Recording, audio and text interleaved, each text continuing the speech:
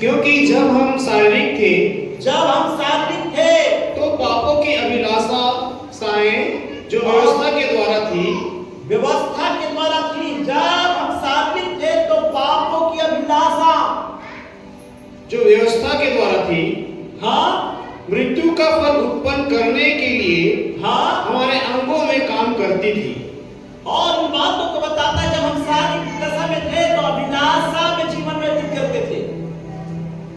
पाप की अभिलाषा, पाप गर्भवती होती है और वो क्या देती है? एक दिन से जन्म देती है। अभिलाषा गर्भवती होती है और पाप क्या करता है?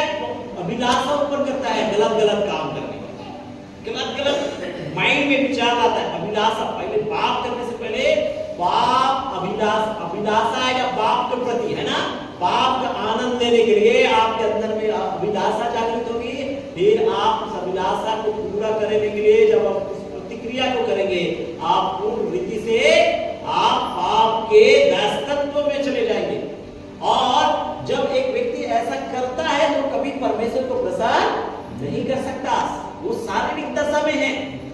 शारीरिक दशा में रहने वाला व्यक्ति कभी परमेश्वर को प्रसन्न नहीं कर सकता।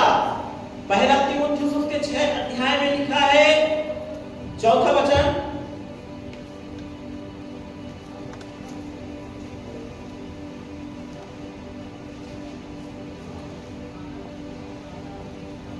तो वह अभिमानी हो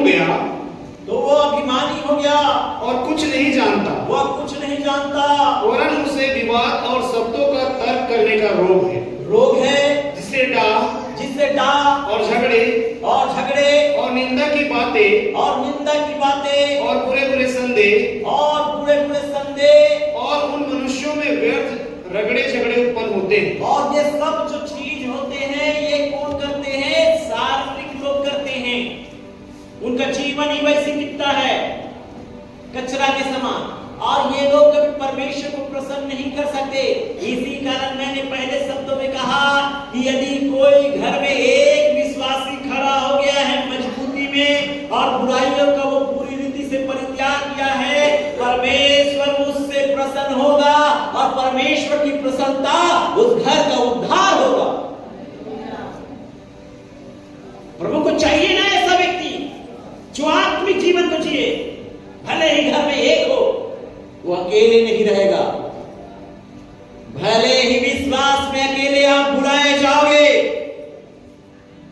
आपका बुलाया जाना हो सकता है पहले बार में अकेले हो, लेकिन वचन में जीवन जीने के खातिर तुम अकेले नहीं रहोगे।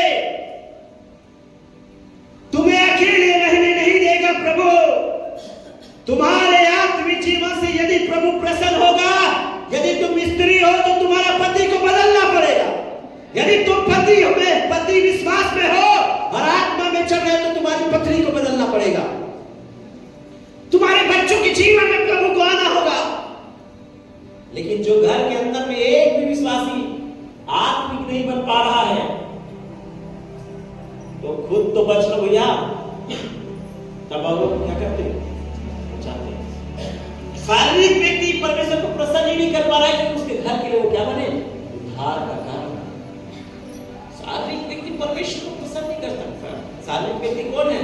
फूट डालने वाले, झगड़ा करने वाले, प्रेम करने वाले, दुनिया भर के पाप बुराई निंदा करने वाले अभिमानी लोग, है ना? ये ऐसा है ईसाई ना, तो कौन है? संसारिक ईसाई। कौन सा ईसाई है? वो संसारिक ईसाई है। और संसारिक ईसाई परमेश्वर को प्रसन्न नहीं कर सकता।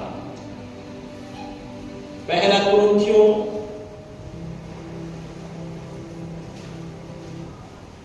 उसके 2 अध्याय और उसका 14 वचन पढ़ेंगे। परंतु शारीरिक मनुष्य परमेश्वर के आत्मा की बातें ग्रहण नहीं करता। और शारीरिक व्यक्ति परमेश्वर की आत्मा की बातों को ग्रहण नहीं करता। मैं क्या बताना चाहता हूं? सेवा के काम तो पूरा करना है कि नहीं करना है?